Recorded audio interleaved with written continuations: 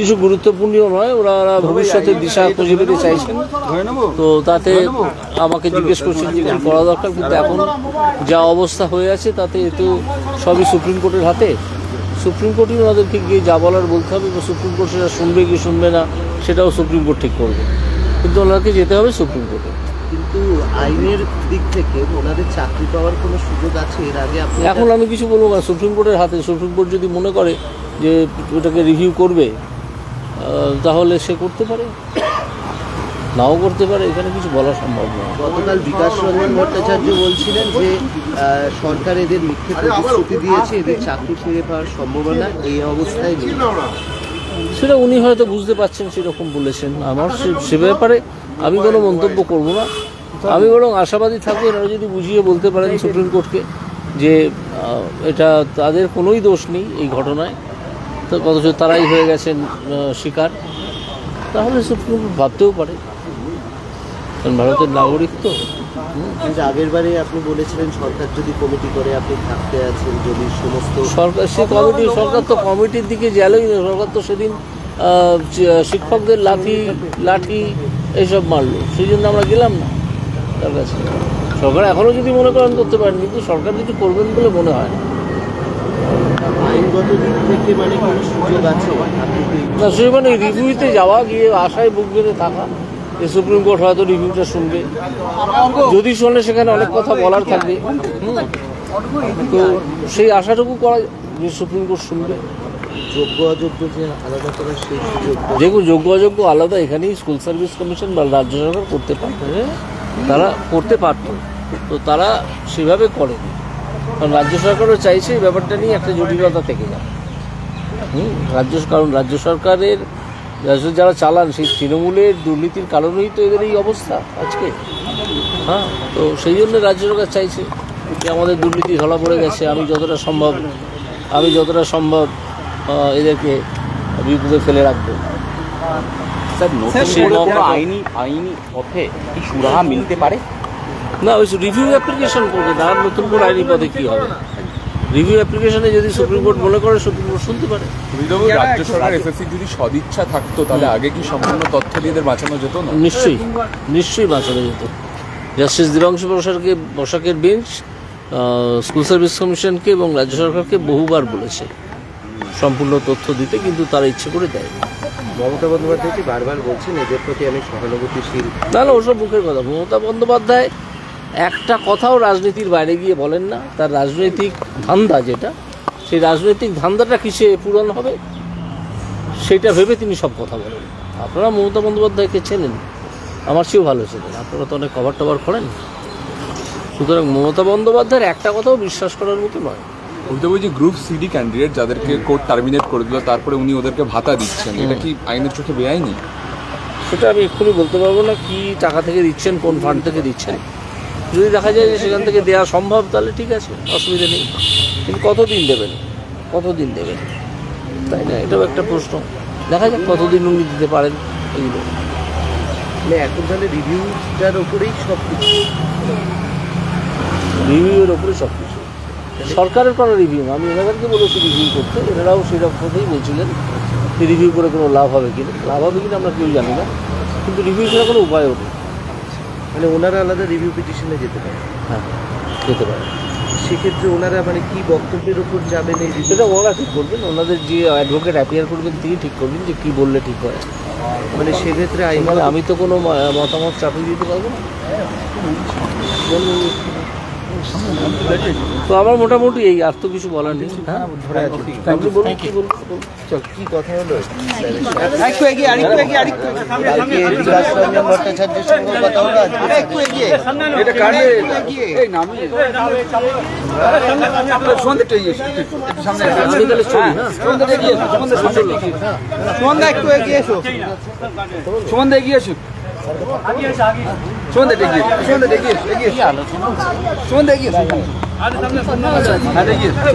ঠিক আছে।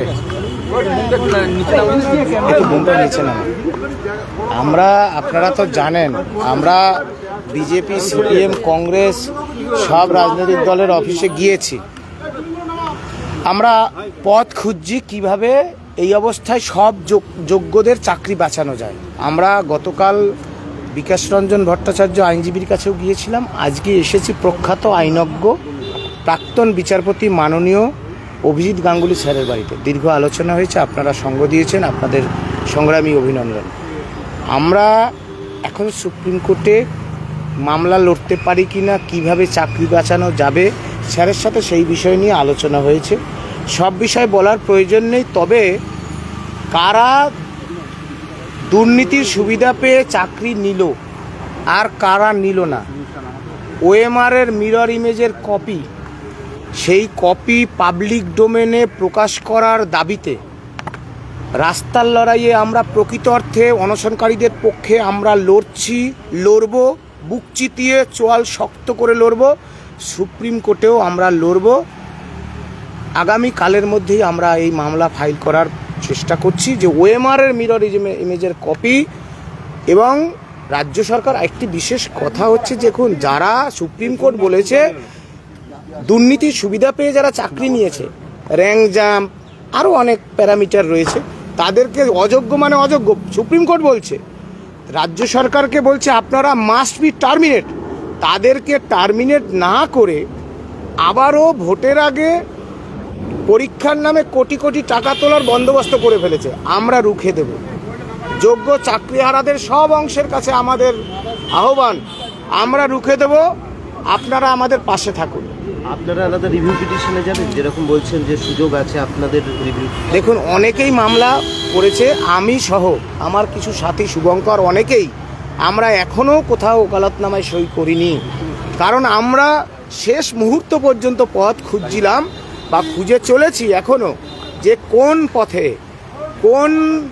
এখন সুপ্রিম কোর্টের মামলা চলছে, সুতরাং আইনের মাধ্যমেই আপনাদের এই মামলা জিততে হবে। পাশাপাশি রাস্তার লড়াই, প্রকৃত লড়াই, সেই লড়াই ছাড়া এই স্বৈরাচারী চোর দুর্নীতিগ্রস্ত রাজ্য সরকারের বিরুদ্ধে আপনারা লড়ে পেরে উঠবেন না। সুতরাং কোর্টের লড়াইয়ের জন্য যে আইনগত যে দিক, সে বিশিষ্ট আইনজীবী বিকাশ রঞ্জন ভট্টাচার্য হোক আর প্রখ্যাত আইনজ্ঞ মাননীয় প্রাক্তন বিচারপতি অভিজিৎ গঙ্গোপাধ্যায় স্যারের সাথে আমাদের যে দীর্ঘ আলোচনা, তাতে আমরা যে সিদ্ধান্তে এসেছি সবটা বলার প্রয়োজন নেই।